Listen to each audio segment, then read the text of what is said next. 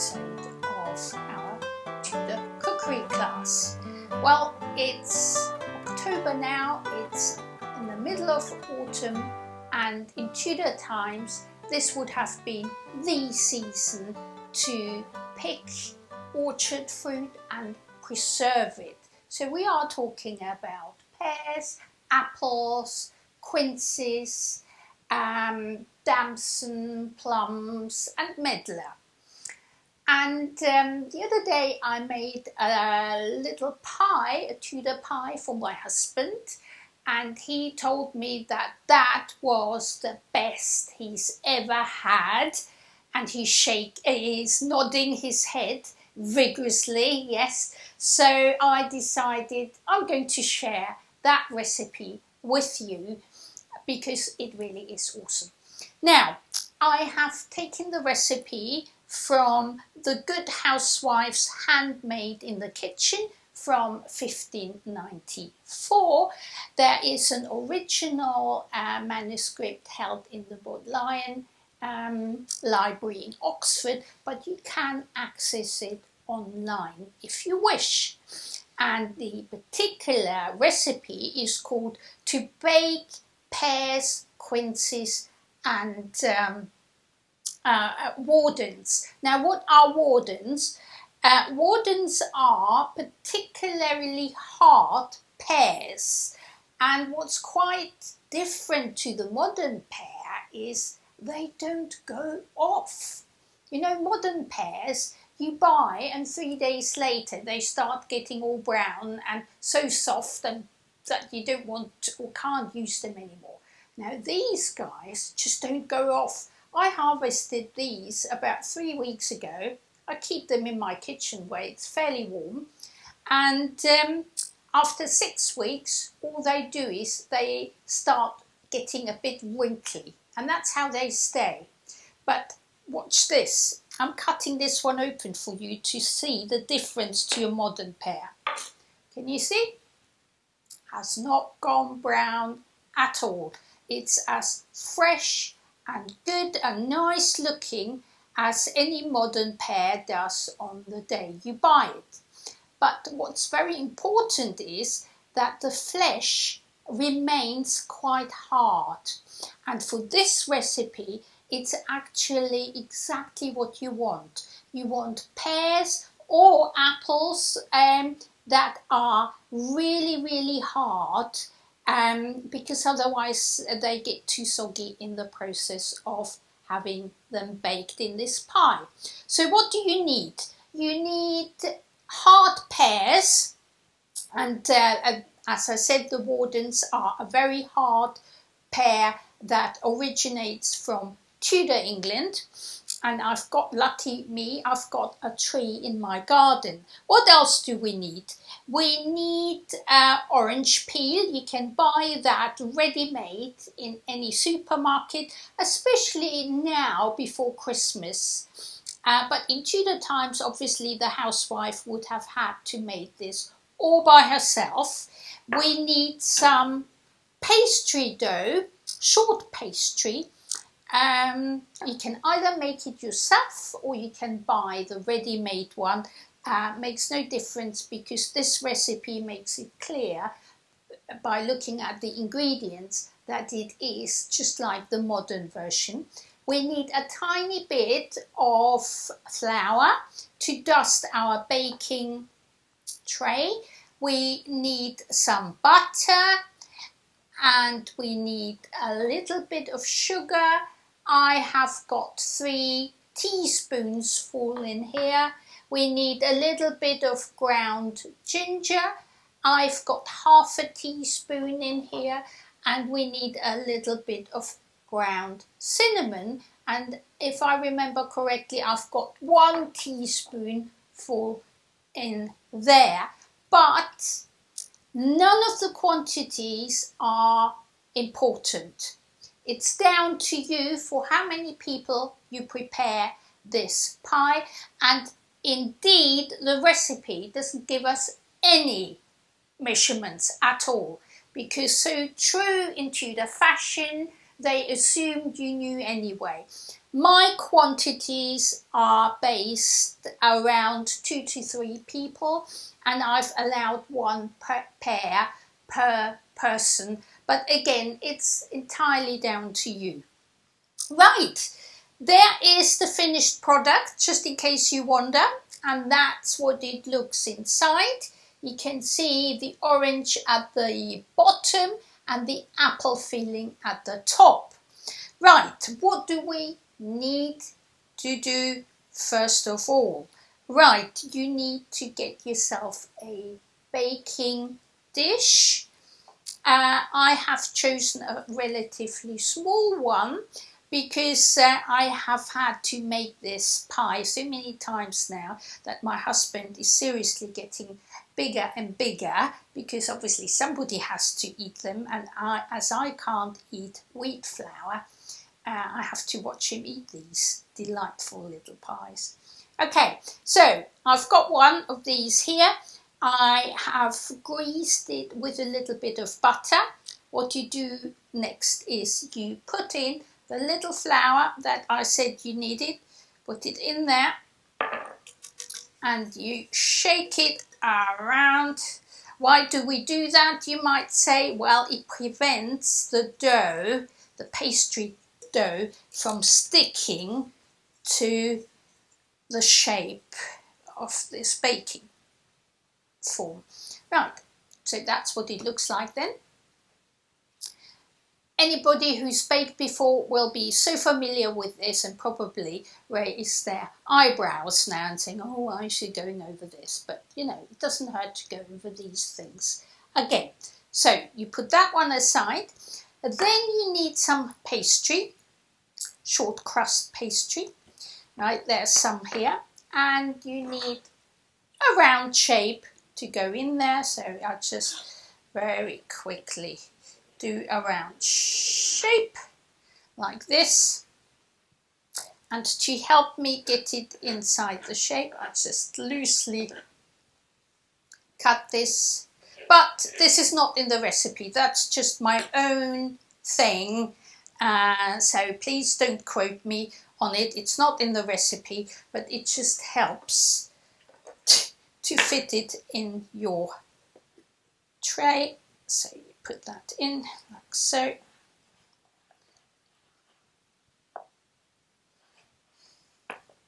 And then you just turn over the edges.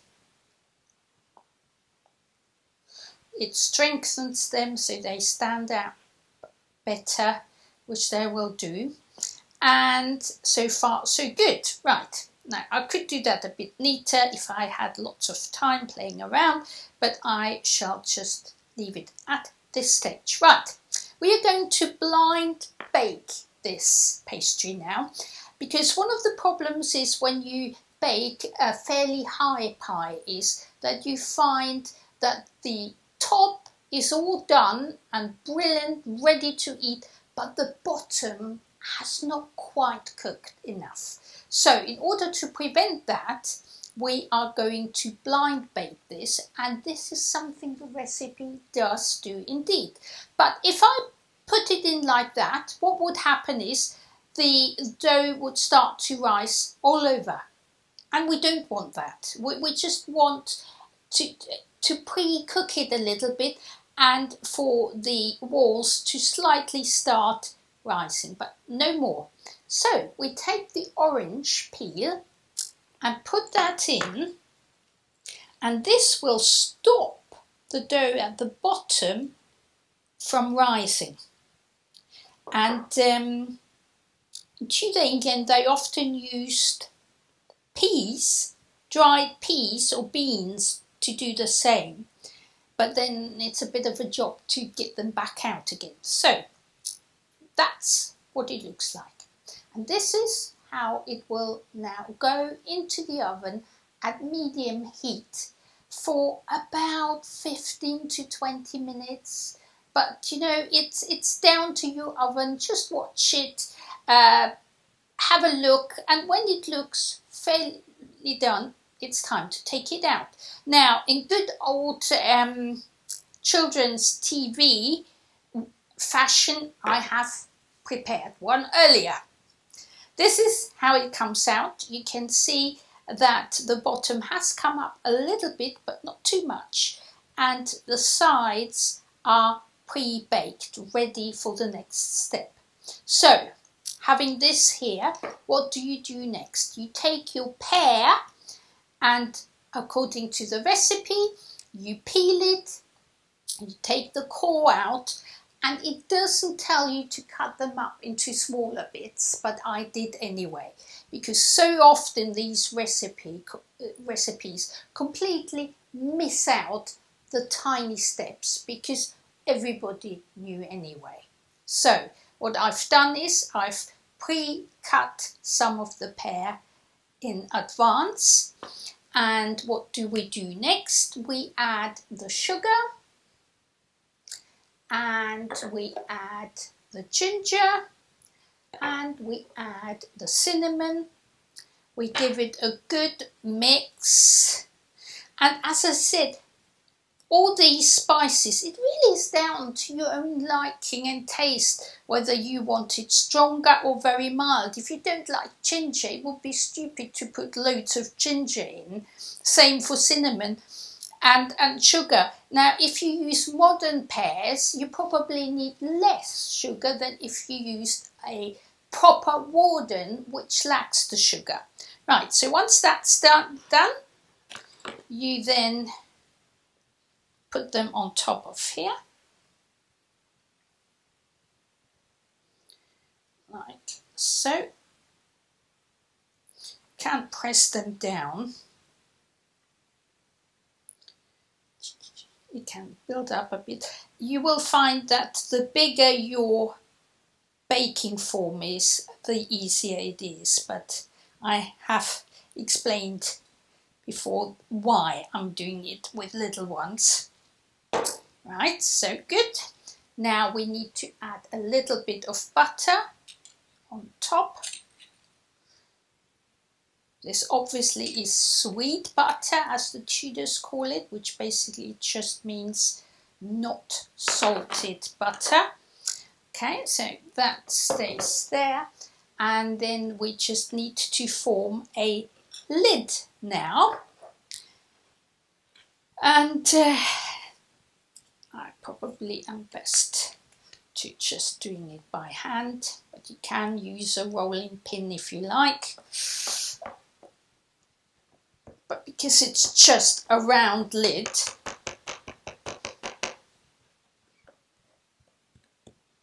and it doesn't need to be very thick, it's just acting as a layer between the heat and our pears so they don't get burned and all dried up. And then we just put that over like so, make it really connect with the dough, the baked one underneath. So, yeah.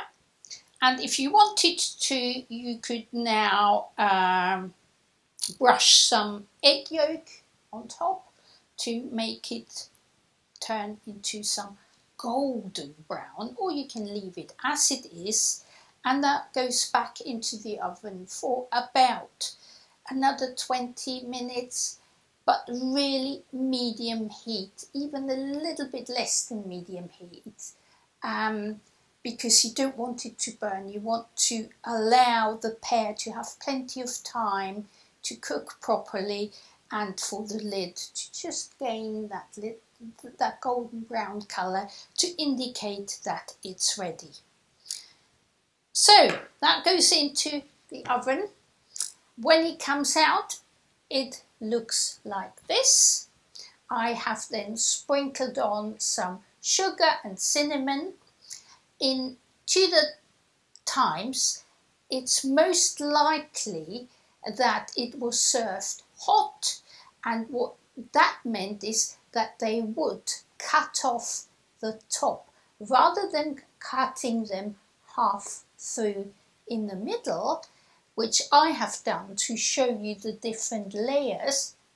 The Tudors would have just removed the lid and served it as that. And This is called fine pastry, and we may assume that because it used eggs and butter, they did eat the crust as well, but not always. It's down to you. I can't eat it, so I'm just eating the inside. But anyway, and here we are.